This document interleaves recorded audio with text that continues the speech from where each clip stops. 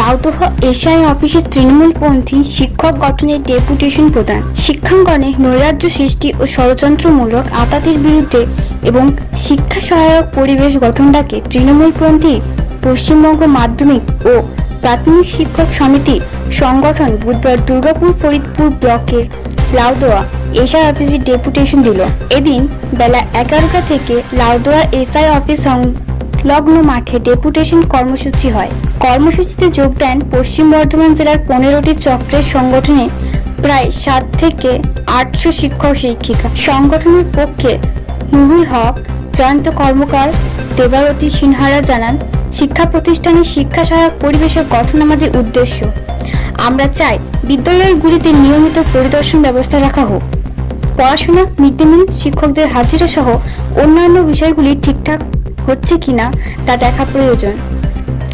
এদিন এই কর্মসূচিতে পশ্চিম বর্ধমান জেলা তৃণমূলপন্থী শিক্ষক গঠনের জেলা সভাপতি নুরুল হক ডিএ আন্দোলনকারী শিক্ষকদের সমালোচনায় একযোগে সরব হন। বলেন, শিক্ষকদের কাজ পড়ুয়াদের শিক্ষাদান করা। কিছু কিছু শিক্ষক সে কাজে অনুপস্থিত থেকে আন্দোলনে যোগ দিয়েছেন, ফলে বিদ্যালয়গুলিতে পড়াশোনায় ক্ষতি হচ্ছে।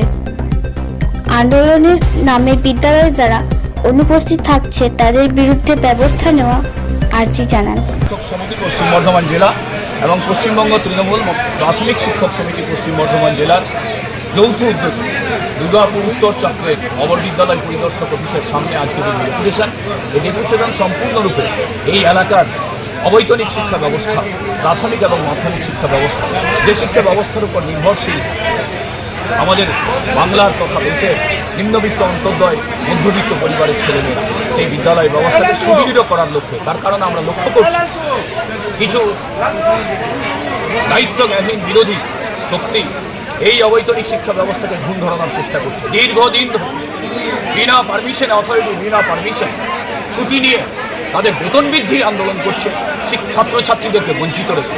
আমি অবর বিদ্যালয় পরিদর্শকদের কাছে আজকে আমাদের প্রশ্ন থাকবে, কি করে অথরিটির পারমিশন ছাড়া দীর্ঘদিন যাবৎ বিদ্যালয়ে অনুপস্থিত থেকে সেই এলাকার ছাত্রছাত্রীদেরকে বঞ্চিত করে নিজেদের বেতন বৃদ্ধির জন্য আন্দোলন করে কলকাতা, তার বিরুদ্ধে আজকে আন্দোলন।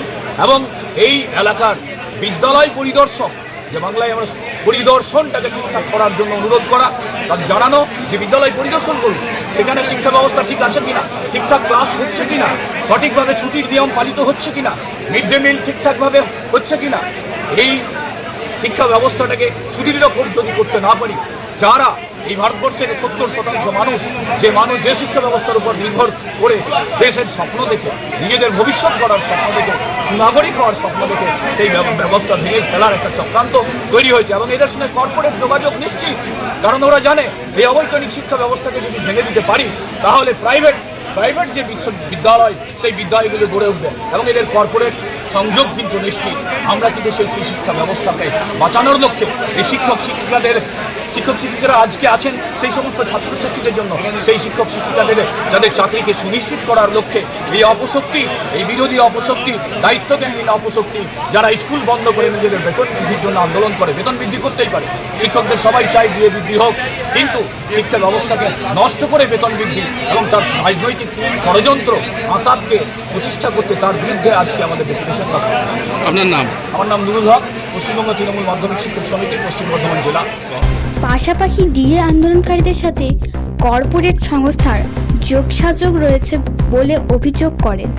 বলেন, আন্দোলনকারীরা সরকারি শিক্ষা ব্যবস্থাকে ধ্বংস করার ষড়যন্ত্র করছে, যাতে অভিভাবকরা তাদের সন্তানদের বেসরকারি স্কুলে ভর্তি করতে বাধ্য হন। Bureau report, activist Bangla.